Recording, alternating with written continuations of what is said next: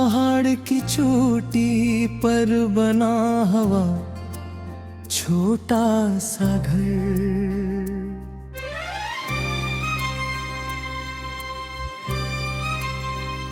दूर शमाल की बुलंद पहाड़ियों के दरमियान एक छोटा सा घर था। वो न बहुत खूबसूरत था और न ही बहुत बड़ा, मगर इसकी जगह ऐसी थी कि जो एक बार से देख लेता वो से भूल नहीं पाता। घर एक ऊंची चोटी पर बना हुआ था जहां से नीचे पूरी वादी नजर आती थी, सब्ज खेत, बहते चश्मे, दूर दूर तक पीले दरख्त और बादलों में छुपकी हुई पहाड़ियां, सब एक तस्वीर की तरह दिखाई देते थे। इस घर में एक बूढ़ा शख्स अकेला रहता था। लोग उसे पहाड़ वाला बाबा कहते थे। वो कई साल पहले शहर छोड़कर यहाँ गया था। किसी को सही हुजा मालूम नहीं थी। कुछ लोग कहते थे कि वो दुनिया के शोर से थक गया था, और कुछ कहते थे कि वो खुद को तलाश करने आया था। एक गर्मियों की सुबह मैंने इससे मिलने का फैसला किया। रास्ता आसान नहीं था, पथरी पगडंडियों पर चलते हुए कई घंटे एक गए। कभी रास्ता ऊपर चढ़ता, कभी नीचे इतरता, और कभी यूं लगता जैसे पहाड़ खुद मुसाफिर का इम्तिहान ले रहा हो। जब मैं चोटी पहुंचा तो सूरज आसमान पर बुलंद था। हवा ठंडी और खुशगवार थी। छोटा सा घर वाकई वैसा ही था जैसा लोगों ने बताया को।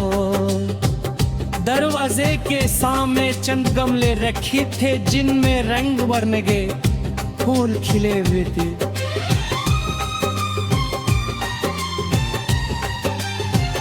मैंने दरवाजा खटखटाया। कुछ लम्हों बाद एक बूढ़ा शख्स बाहर आया। उसकी दाढ़ी सफेद थी और चेहरे पर अजीब सा सुकून थे। मैंने सलाम किया। इसने मुस्कुरा कर जवाब दिया,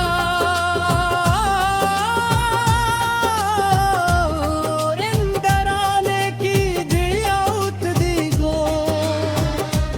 घर बहुत सादा था।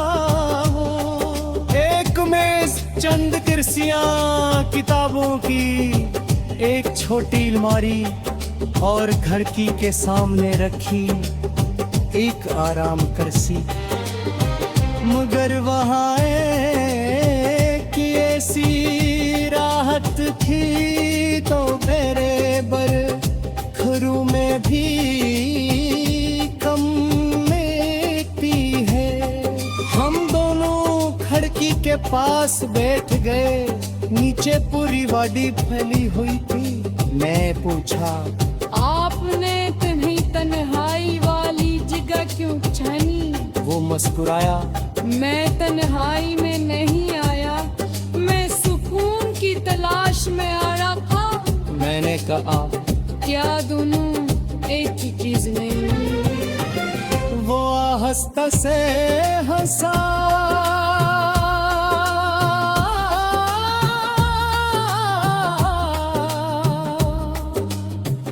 नहीं तन्हाई वो है जब इंसान खुद को अकेला महसूस करे,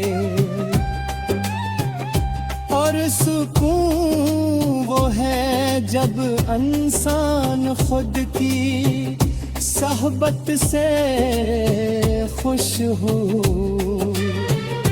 उसकी बात मेरे दिल में ठहर गई, बाहर हवा दरख्तों के पैठों को हला रही थी। बादल हंसता हंसता पहाड़ों के गर्द घूम रहे थे। मैंने पूछा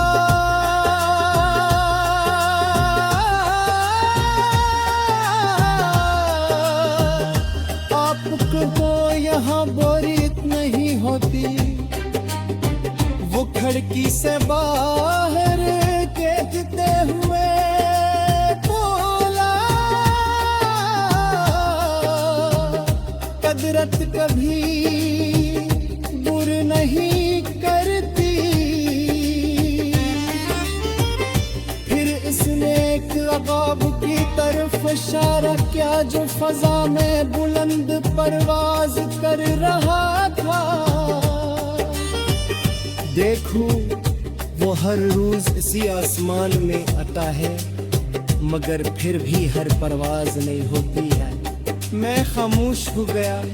आगे मसला कदमों मिलके एक सर हमारे मजाने होता है।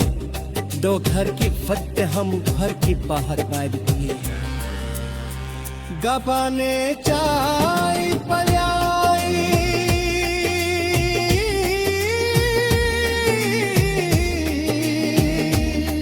हम खामोशी से चापी को रहे। मैं महसूस पिया को उसके खामोशी नजीद गले के। वो ऐसी खामोशी थी जिस